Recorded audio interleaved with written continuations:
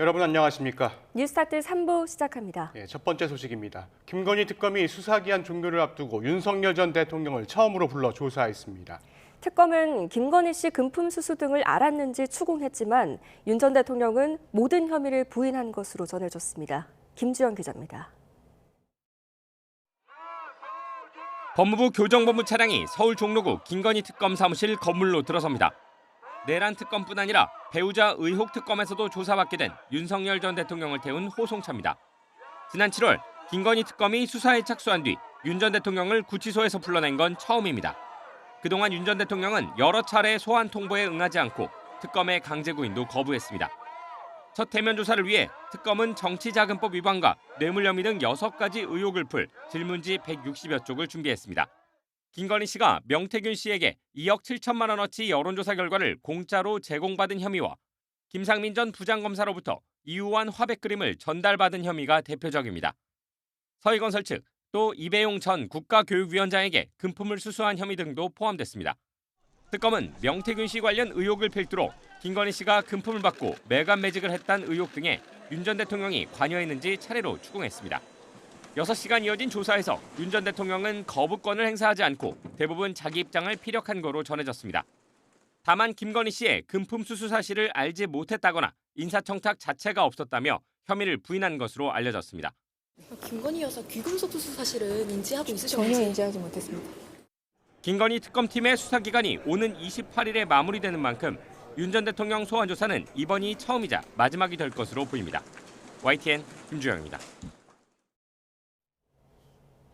이런 가운데 이번 주 윤석열 전 대통령의 구속 연장 여부를 결정할 신문이 진행됩니다. 체포방해 혐의 재판은 이번 주 변론을 마무리하면서 검찰이 구형을 진행할 예정이라 윤 전 대통령은 운명의 일주일을 맞이할 것으로 보입니다. 권준수 기자의 보도입니다. 지난 7월 재구속된 윤석열 전 대통령은 구속기한을 한 달가량 앞두고 있습니다. 재판에 넘겨진 피고인을 구속할 수 있는 기간은 최대 6개월이기 때문입니다. 다만 다른 혐의로 추가로 구속영장이 발부될 경우 구속기간은 다시 늘어납니다. 윤 전 대통령은 오는 23일 일반이적 혐의로 추가 기소된 재판에서 세 번째 구속심사를 받습니다. 내란 특검이 평양 무인기 의혹과 관련해 윤 전 대통령의 신병을 계속 확보해 놓을 필요가 있다고 재판부에 요청한 데 따른 겁니다. 이와 별개로 윤 전 대통령의 체포방해 의혹 재판은 오는 26일에 변론을 마무리 짓습니다. 윤 전 대통령이 얽혀있는 재판 가운데 첫 결심 공판으로 최상목 전 경제부총리와 이상민 전 행정안전부 장관에 대한 증인신문 이후 특검의 구형과 윤 전 대통령의 최후 진술이 있을 예정입니다. 재판부는 특검법에 따라 6개월 안에 재판을 끝내야 한다며 선고 기일도 내년 1월 16일로 지정했는데 윤 전 대통령 측은 반대 증거를 충분히 제출하지 못한 상태라 졸속 재판이 될 수 있다며 내란 혐의 재판의 판결 이후 선고가 이뤄져야 한다고 반발했습니다. 계엄 선포의 이 성격이라든지 전체적인 그 흐름을 판단을 해야 여기에 대해서 어떤 법리 판단도 정확하게 할 수 있지 않겠나. 그러나 재판부는 체포방해 혐의는 계엄의 위법성과는 상관없다며 일정을 그대로 진행하겠다고 밝힌 가운데 선고를 앞두고 특검이 어느 정도의 형량을 요청할지 주목됩니다. YTN 권준수입니다. 네, 특검이 윤석열 전 대통령의 공천 개입 의혹과 관련해 개혁신당 이준석 대표를 오늘 소환합니다. 김건희 특검은 오늘 오전 10시 이준석 대표를 업무방해 혐의 피의자 신분으로 불러 조사합니다. 이 대표는 국민의힘 당대표였던 지난 2022년 재보궐선거 공천에 개입하려 했다는 의혹 등으로 고발됐는데요. 특검은 이 대표가 강서구청장과 포항시장 공천 등에 윤 전 대통령이 개입하려 했다고 언급한 부분도 들여다볼 것으로 예상됩니다. 김건희 씨와 국민의힘 권성동 의원, 윤영호 전 통일교 세계본부장에 대한 재판이 다음 달 28일 같은 날 선고됩니다. 통일교 청탁 의혹에 대한 법원의 첫 판단이 나오는 셈인데 경찰에서 진행되는 수사에도 영향을 미칠지 주목됩니다. 신귀혜 기자가 보도합니다. 특검은 통일교가 교단 현안을 청탁하기 위해 윤석열 전 대통령 측에 2가지 경로로 접근했다고 판단했습니다. 김건희 씨 공소장에는 통일교 측이 이른바 투트랙을 만들기로 했다는 내용이 포함됐습니다. 윤영호 전 세계본부장이 친윤 핵심 권성동 의원과 배우자 김건희 씨에게까지 접근했다는 겁니다. 특검 수사 결과 윤 전 본부장은 대선 직전 권성동 의원에게 불법 정치자금 1억 원을 건넨 것으로 드러났습니다. 김건희 씨에게는 6천만 원 상당의 그라프 목걸이와 샤넬 가방 2개를 건넨 것으로 조사됐습니다. 특검은 금품을 주고받은 혐의로 3사람을 각각 재판에 넘겼는데 다음 달 28일 동시에 결과가 나옵니다. 통일교의 정치권 청탁 의혹에 대한 1심 법원의 판단이 나오는 새입니다. 통일교 관련 수사가 여권으로까지 번진 상황이라 로비의 실체가 확인될지 주목됩니다. 김건희 씨는 주가 조작에 가담하고 무상으로 여론조사를 받은 혐의까지 함께 판단을 받게 됩니다. 특검은 3가지 혐의에 대해 징역 15년의 중형을 구형했습니다.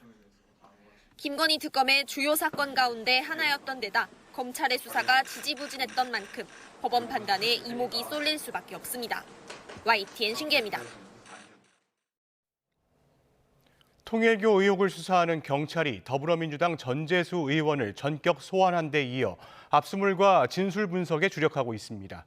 전 의원이 거듭 결백을 호소하는 가운데 경찰이 혐의를 구체화할 수 있을지 주목됩니다. 배민혁 기자가 보도합니다.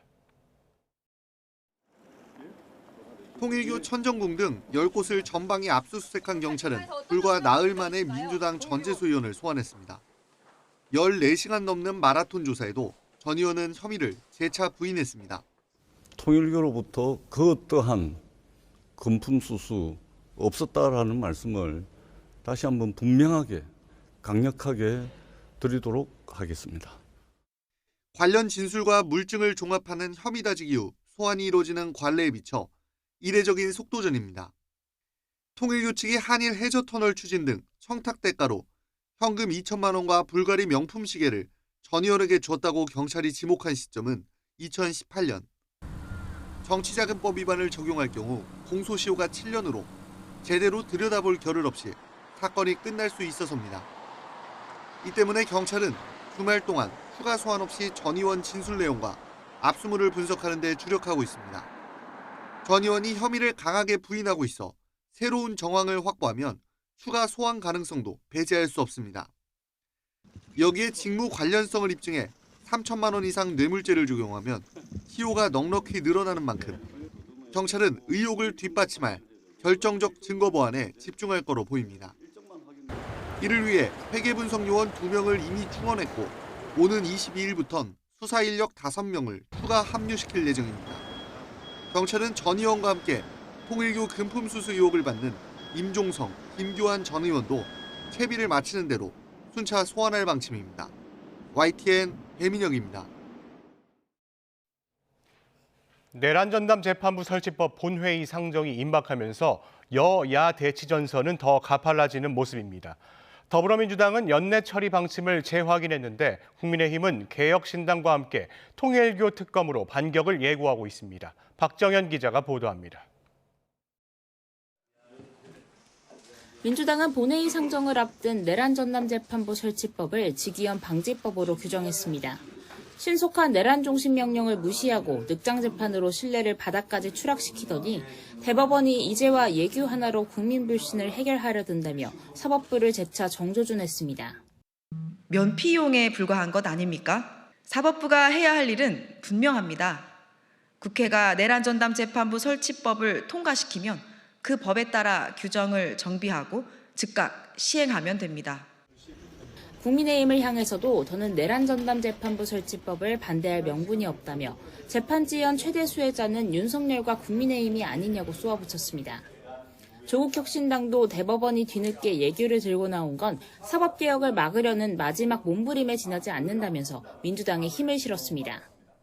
그러나 국민의힘은 사법부 스스로 대안까지 내놓은 마당에 민주당이 악법을 강행할 명분이 이제 사라졌다고 철회를 압박했습니다. 내란전담 재판부 설치법이야말로 헌법상 특수법원 설치 금지 원칙을 정면으로 위배하는 위헌적 발상이며 사법부를 모독하고 흔드는 정략적 꼼수입니다. 또 한 번 필리버스터를 예고하며 총력저지 각오를 다지는 한편 개혁신당과 통일교 특검 공조에 속도를 내며 반격에 나섰습니다. 일부 이견은 있지만 큰 틀에서 논의가 어느 정도 무르익었다는 게 양당의 공통된 입장으로 송원석 천하람 원내대표가 또 한 번 회동을 앞두고 있습니다. 공동법안이 마련되면 장동혁, 이준석 대표가 함께 대여투쟁에 나서는 공동전선이 구축될 수도 있습니다.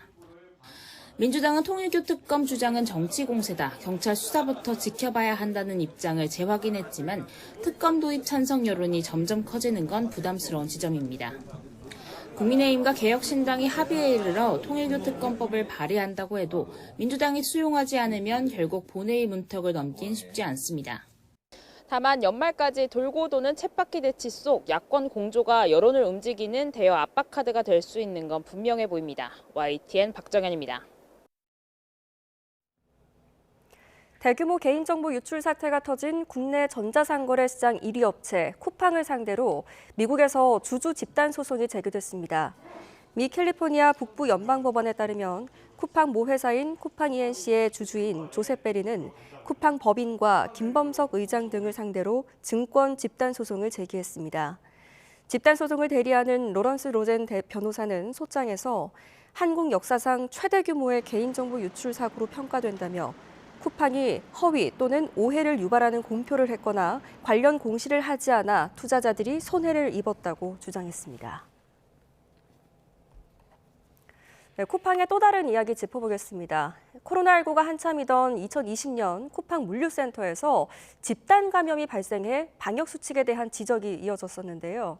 당시에 김범석 씨가 대표였던 쿠팡은 첫 확진자였던 직원 개인 탓으로 몰아가기 위해 보안 메일을 사용해 정체를 숨기고 언론 플레이를 시도했던 정황이 드러났습니다. 유서연 기자입니다. 지난 2020년 7월 누군가 영국 BBC에 보낸 메일입니다. 한국에 코로나를 퍼뜨린 슈퍼 확산자 142번 환자가 있는데 아직 기사로 다루지 않았다는 내용입니다. 이 142번 환자는 당시 쿠팡 물류센터에서 나왔던 첫 확진자입니다. 이메일 아이디는 걱정되는 서울, 도메일은 프로톤 메일로 되어 있는데 프로톤 메일은 개인정보 보호가 가능한 스위스 기반 암호화 이메일 서비스입니다. 정체를 철저히 숨기려고 하는 듯한데 이 메일 발송자 사실 쿠팡입니다. 쿠팡 측은 이렇게 익명에 숨어 같은 메일을 외신 30여 곳에 보냈는데 대체 왜 그랬을까? 당시 쿠팡 최고 개인정보 보호 책임자 A씨와 정보보안팀 관리자가 나눈 메신저 대화를 보면 알 수 있습니다.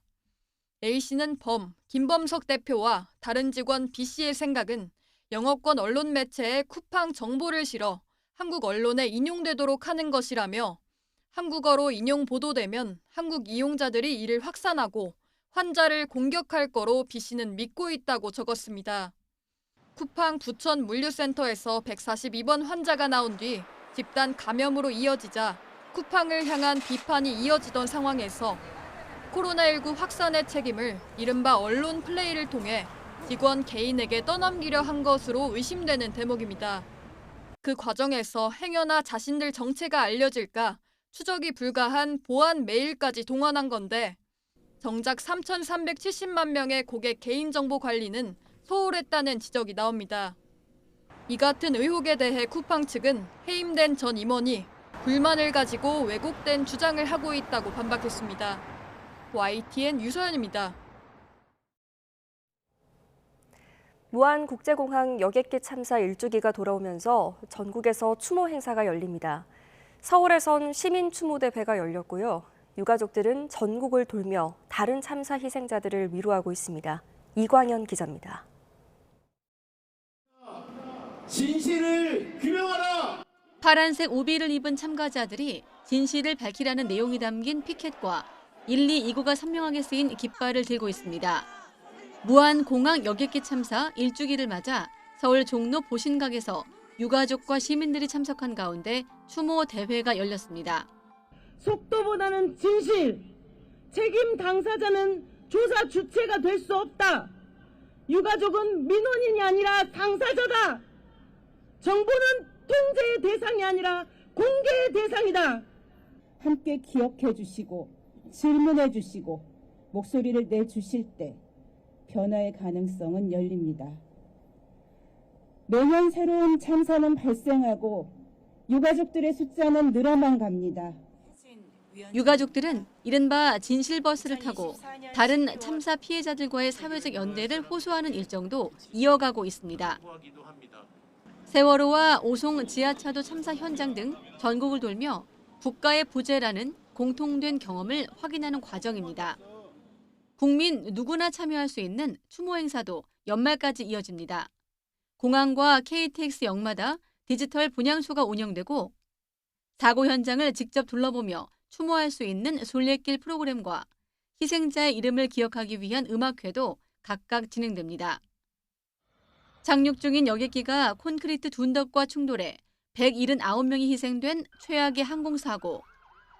공식 추모식은 참사 당일인 29일 무안공항에서 열리고 오전 9시 3분 광주 전남 전역에는 추모 사이렌이 울립니다. YTN 이광현입니다. 오는 23일 전국 철도노조가 총파업을 예고한 가운데 코레일이 비상수송대책 마련에 나섰습니다. 코레일은 철도노조가 파업할 경우 하루 평균 250여 대의 열차 운행이 중지될 것으로 보고 있는데요. 23일부터 29일 사이 운휴 가능 열차의 승차권 발매를 선제적으로 제한한다고 밝혔습니다. 또 해당 열차 예매 고객에게 운행 여부를 확인하라는 안내 문자를 발송하겠다고 설명했습니다. 연일 화제를 낳았던 정부 생중계 업무 보고가 막바지에 접어들었습니다. 투명한 국정 공개라는 긍정적 평가가 나오는 반면 불필요한 정쟁을 유발했다는 비판도 이어지는 등 반응이 엇갈리고 있습니다. 홍민기 기자가 정리했습니다. 참여하는 공공기관만 228곳, 대통령부터 실국장급 공무원까지 발언 모두 생중계. 사상 첫 생중계된 이재명 정부 첫 업무 보고는 이 대통령과 부처 당국자들의 직접 토론으로 연일 화제를 낳았습니다.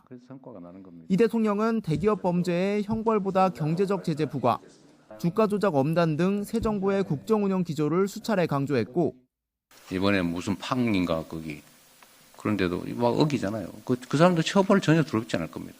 정말 탈탈 털어가지고 아예 꿈도 못 꾸게 만들어야 되는데 있는 걸 잡겠다는 생각을 하는 게 아니라 원천 봉쇄를 해버려야 돼요. 실무자들은 애로사항을 직접 대통령에게 전달하기도 했습니다. 건보공단? 네, 거기는 일단 40-50명 필요하다니까 필요한 만큼 지정을 해주도록 하시죠. 감사합니다. 행정가 출신 대통령으로서 직접 문제 해결 의지를 드러내며 국민과의 소통을 강화하고 공직사회에는 적극 행정 메시지를 분명히 전달했다는 긍정적 평가가 나옵니다. 다만 비판도 적지 않습니다. 역사학계에선 이미 위서로 판명된 환단고기를 두고 때 아닌 환빠 논쟁으로 반발을 사고 이 역사교육 관련해서 무슨 환빠 논쟁이 있죠.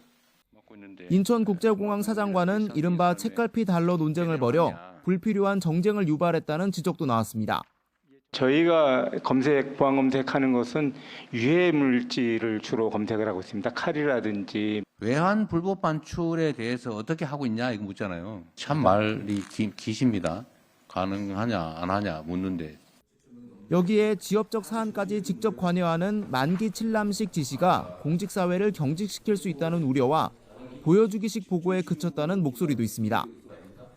다만 대통령실은 생활 밀착형 정책에 대한 정부의 관심을 보여주고 싶은 대통령의 의지가 담겨 있다고 평가했는데 이 대통령은 오는 23일 해양수산부를 마지막으로 업무 보고를 마무리할 예정입니다.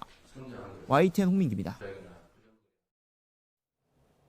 이재명 대통령이 통일부 업무 보고에서 북한 매체 개방 필요성을 언급한 것을 두고 정치권 논쟁이 확산하고 있습니다. 국민의힘은 대통령의 안보 의식이 경악스럽다고 비판했고 더불어민주당은 색깔론으로 국민을 겁줄 시대는 끝났다며 알 권리 차원이라고 반박했습니다. 윤웅성 기자가 보도합니다. 이재명 대통령은 통일부 업무 보고에서 노동신문 등 북한 매체에 대한 개방 필요성을 강조했습니다. 그러면서 국민의 의식 수준을 너무 폄하하는 것 같다며 국민적 시각에서 쉽게 판단해보자고 언급했습니다. 국민들이 선전전에 넘어가서 빨갱이 될까봐? 저는 오히려 북한의 실상을 정확하게 이해해서 저러면 안 되겠구나 생각하는 계기가 되지 않을까 싶은데. 예민한 안보 문제에 보수 야당은 즉각 공세에 돌입했습니다. 북한 매체 접근 제한은 국가 공동체를 보호하기 위한 최소한의 예방 조치인데 이 대통령이 국민 생명과 국가 안보를 담보로 위험한 도박을 벌이고 있다고 맹비난에 나선 겁니다. 이는 북한 체제 선전과 김씨 일가 우상화를 목적으로 제작된 적성 매체를 아무런 경계 없이 우리 사회 안방까지 들이자는 발상입니다. 당 중진인 나경원 의원도 SNS에 노동신문을 언론이라고 생각하느냐며 북한 매체 개방은 국민 여론과 안보 인식을 서서히 좀먹겠다는 위험한 시도라고 비판했습니다. 이에 민주당은 국민의힘이 낡은 레드 컴플렉스를 소환했다며 반격에 나섰습니다. 그러면서 오히려 북한 매체 개방은 대한민국 민주주의와 체제 경쟁력에 대한 자신감의 표현이라고 강조했습니다. 특히 지난 윤석열 정부에서도 북한 방송 개방을 추진한 적이 있다며 색깔론으로 국민을 겁줄 시대는 끝났다고 직격했습니다. 또 국민 알 권리 차원으로 생각해야 한다면서 북한에 무인기를 보내 전쟁까지 일으키려던 국민의힘이 할 말이 아니라고 맞받았습니다. 정권 유지를 위해서라면 전쟁도 불사하겠다던 대통령을 배출한 그런 내란을 동조한 당에서 저희 민주당의 안보관을 문제 삼는 것은 굉장히 어불성설이라는 생각이 듭니다. 북한 매체 개방 논란에 여야가 발빠르게 나선 건 안보 인식이 그만큼 우리 사회에 민감한 주제이기 때문입니다. 정치권은 이재명 대통령의 발언이 여론에는 어떤 영향을 미칠지 촉각을 곤두세울 수밖에 없습니다. YTN 윤홍성입니다. 정부와 더불어민주당이 고위 당정협의회를 열고 부동산 대책과 홈플러스 정상화 문제 등을 논의할 예정입니다. 민주당 정청래 대표와 김병기 원내대표, 김민석 총리, 우상호 대통령실 정무수석 등은 오늘 오후 4시부터 서울 삼청동 총리공관에서 제5차 고위 당정협의회를 진행합니다. 당정은 이 자리에서 11호 부동산 대책의 후속 과제로 수도권 주택 공급 방안 등 보완책을 논의할 것으로 전망됩니다. 또 최근 인수 본 입찰이 불발되면서 민간 매각이 사실상 무산된 홈플러스의 정상화와 관련해서도 공공주도의 구조조정 방안 등이 논의될 것으로 보입니다. 이 외에도 이재명 대통령이 추진을 지시한 대전 충남 행정통합특별법 제정 방안에 대해서도 의견을 나눌 계획입니다. 다음 소식입니다. 한미가 한국의 핵 추진 잠수함 건조와 우라늄 농축, 사용 후 핵연료 재처리 등 양국 정상 합의 이행을 위한 협의를 내년부터 동시에 진행하기로 했습니다. 현지 시간 16일부터 이틀간 워싱턴 DC에서 한미 고위급 협의에 나섰던 위성락 국가안보실장은 내년부터 정상회담 합의의 분야별 이행을 위한 협의를 시작하기로 했다고 밝혔습니다. 이어 우선순위라고 할 것 없이 한꺼번에 다 논의를 시작한다며 우라늄 농축과 사용 후 핵연료 재처리, 핵잠 등을 새해에 동시에 진행하기로 했다고 말했습니다. 시리아 내 이슬람 급진 무장단체 IS 시설 70여 곳에 대해 미군이 대규모 공습에 나섰습니다. 최근 미군 병사 등 3명이 사망한 것에 대한 복수라며 공습이 계속될 것을 예고했습니다. 정유신 기자입니다. 어두운 밤 폭격으로 화염과 섬광이 이어집니다. 미군 중부사령부가 시리아 내 70개가 넘는 IS 시설에 대해 대규모 공습에 나섰다고 밝혔습니다. F-15 전투기와 아파치 공격 헬기, 하이마스 로켓 등이 총동원됐고 요르단도 동참했습니다. 이번 합동 공습으로 IS 조직원 최소 5명이 숨진 것으로 파악됐습니다. 이번 대규모 공격은 지난 13일 시리아 팔미라에서 발생한 기습으로 미군 병사 등 3명이 숨진 데 대한 보복 차원입니다. 전사한 병사들의 운구식에 거수경례로 애도한 트럼프 미 대통령은 정당한 보복을 강조했습니다. I ordered a massive strike on the terrorists that killed our 3 great patriots last week. 작전명인 호크아이는 숨진 미군 병사들의 출신지인 아이오와주의 별칭에서 따왔습니다. 피트 헤그세스 미 국방장관은 전쟁의 시작이 아닌 복수의 선언이라며 공습이 계속될 것을 예고했습니다. 한때 이슬람 국가를 표방했던 IS 조직은 2019년 이후 연합군의 공세로 약화됐지만 시리아 안보 공백을 틈타 재건을 노리고 있습니다. 유엔 안보리는 현재 시리아와 이라크에 남은 IS 전투원이 최대 3,000명 수준으로 보고 있습니다. 미 중부사령부는 지난 1년간 IS가 미국 내 표적을 상대로 최소 11차례의 공격 모의가 있었다며 반군 119명을 체포하고 14명을 사살했다고 밝혔습니다. YTN 정유신입니다. 미국과 이집트, 카타르, 튀르키예 등 4개국 대표단이 가자지구 평화구상 1단계 이행을 검토하고 2단계 준비를 진전시키는 것을 논의했습니다. 트럼프 대통령의 스티브 윗코프 특사는 현지 시간 20일 자신의 SNS 계정에 이러한 내용의 4개국 공동성명을 게시했습니다. 성명은 평화구상 1단계의 경우 인도적 지원 확대, 인질 유해 반환, 군대 부분적 철수, 적대 행위 감소 등의 진전이 있었다고 평가했습니다. 이어 2단계와 관련한 논의에서 우리는 민간인을 보호하고 공공질서를 유지하기 위해 통합 가자 당국 아래 통치기구 설립을 가능하게 하는 것을 강조했다고 밝혔습니다. 미국 정재계를 뒤흔들 판도라의 상자로 여겨진 성범죄자 고 앱스타인 파일이 공개됐습니다. 트럼프 미 대통령과 관련된 내용은 없는 반면 민주당 출신 빌 클린턴 전 대통령 사진이 대거 공개되면서 논란이 식지 않고 있습니다. 워싱턴에서 신윤정 특파원이 보도합니다. 미 법무부가 홈페이지에 공개한 미성년자 성착취범 고 제프리 앱스타인 수사 관련 문서입니다.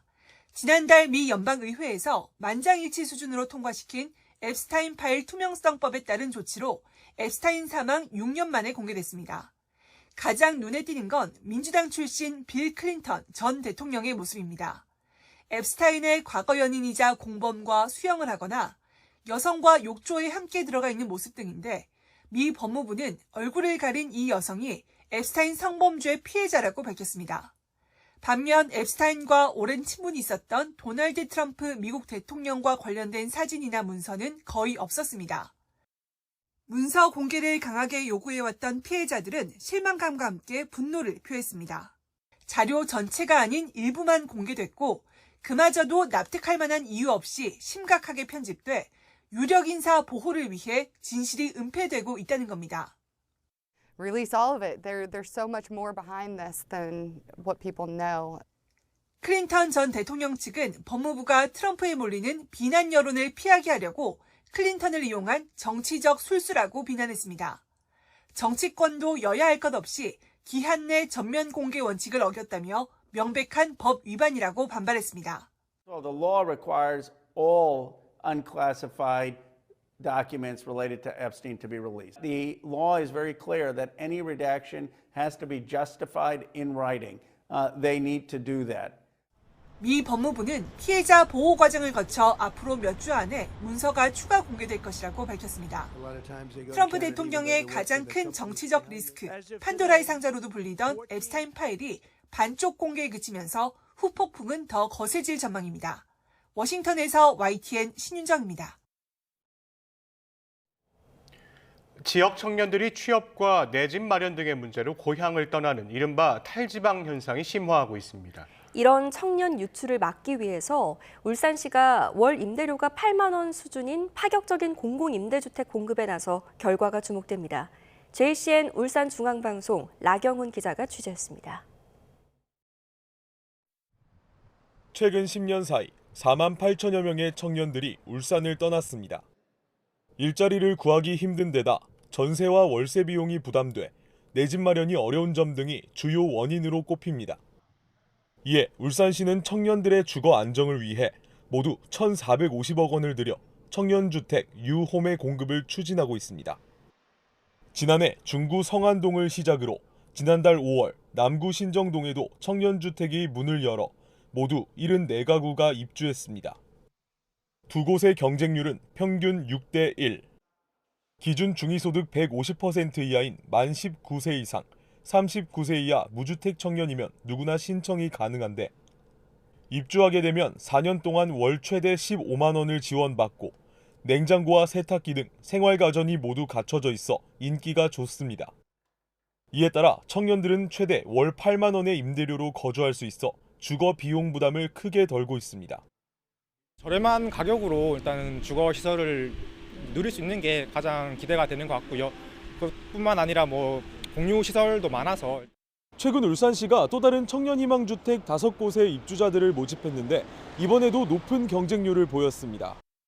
모집 대상은 남구 달동과 삼산동 등 5곳 136세대. 589명이 신청하면서 평균 경쟁률은 4.33대 1을 기록했습니다. 특히 달동이 6.28대 1로 가장 높은 경쟁률을 나타냈습니다. 청년들이 선호하는 도심 지역에 위치하고 있으며 저렴한 임대료와 우리 시에서 지원하는 청년지원금 혜택까지 누릴 수 있어서 청년들이 선호하고 있는 것 같습니다.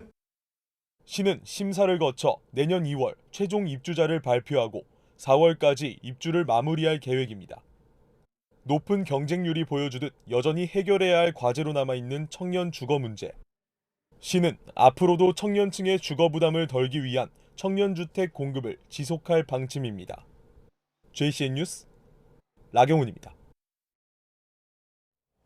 네, 이번 겨울에는 화이트 크리스마스가 찾아올까요?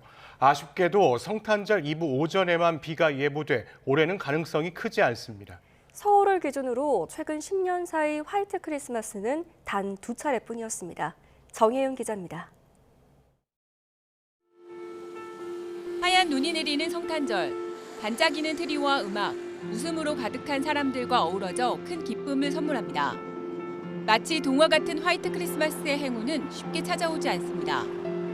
화이트 크리스마스를 정확히 규정하기 힘들지만 기상청에서는 성탄절 당일 적설량이 기록될 정도로 눈이 내리는 경우로 봅니다. 서울에서 최근 10년 사이 화이트 크리스마스를 맞은 건 지난 2015년과 2023년 2차례뿐이었습니다. 기간을 늘려 34년 동안 통계를 살펴보면 11차례 32% 정도입니다. 화이트 크리스마스였던 지난 2023년에는 부산에서도 24년 만에 하얀 성탄절이 기록되기도 했습니다. 서울은 최근 10년 사이 2015년과 2023년 2차례 크리스마스 당일 눈이 내렸습니다. 특히 2023년에는 서울 등 중부와 남부 곳곳에서 25일 눈이 내려 쌓이면서 화이트 크리스마스가 기록됐습니다. 올해는 어떨까? 성탄절을 앞두고 눈비구름이 우리나라로 유입될 가능성이 있지만 성탄절 당일이 아닌 23일 밤부터 성탄절 이브인 24일까지 전국에 영향을 주겠고 강원도를 제외한 내륙에는 비가 내릴 전망입니다. 성탄절 당일은 전국이 맑아 화이트 크리스마스의 가능성은 작습니다. 또 아침 기온이 영하로 내려가면서 강원도와 일부 산간, 이면도로에는 도로 살얼음이 만들어질 수 있는 만큼 성탄절에 나들이 하려면 사고가 나지 않도록 조심해야 합니다. YTN 정혜윤입니다. 성탄절이면 돌아오는 북미항공우주방위사령부 노라드의 산타클로스 추적 이벤트를 올해는 한국에서도 웹사이트를 통해 즐길 수 있게 됐습니다. 북미 영공 방위를 위해 미국과 캐나다가 공동으로 운영하는 군사조직인 노라드는 크리스마스 이브가 되면 산타의 현재 위치를 실시간 중계하는 서비스를 제공합니다. 현지 시간 19일 AP통신에 따르면 노라드는 올해 처음으로 미국 외 지역에 거주하는 이들을 위해 웹사이트를 통한 전화 연결 기능을 도입해 전 세계로 확대했습니다. 산타 추적 웹사이트는 현재 영어 등 9개 언어로 서비스되고 있으며 여기에 한국어도 포함되어 있습니다. 현대캐피탈 외국인 주포 레오가 남자 배구 최초로 7,000 득점을 돌파했습니다. 현대캐피탈도 OK저축은행에 서력전을 펼치며 2위 자리를 지켜냈습니다. 이대건 기자입니다. 현대캐피탈의 중요한 고비마다 레오의 공격력이 더욱 빛났습니다. 1세트 21대 18로 앞선 상황에서 디미트로프의 후위 공격을 블로킹해 승기를 굳힙니다.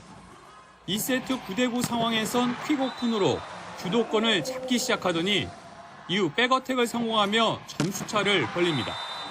레오가 개인 통산 7,000득점을 채우는 순간입니다.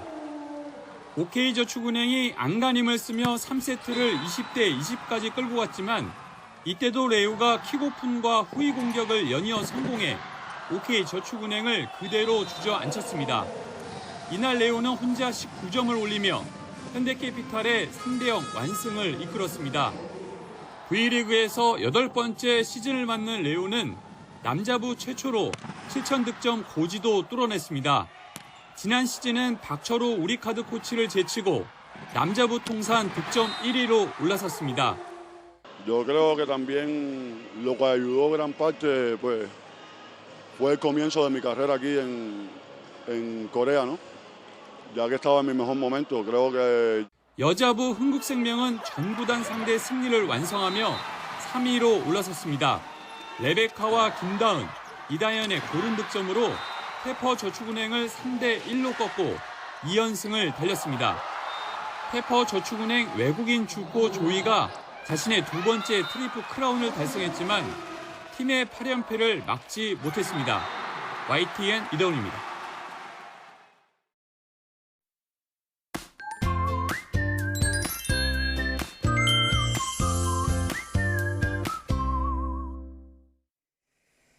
오늘은 옷차림 든든히 하셔야겠습니다. 현재 서울 기온은 영하 2.4도, 체감온도는 무려 영하 6도를 밑돌고 있고요.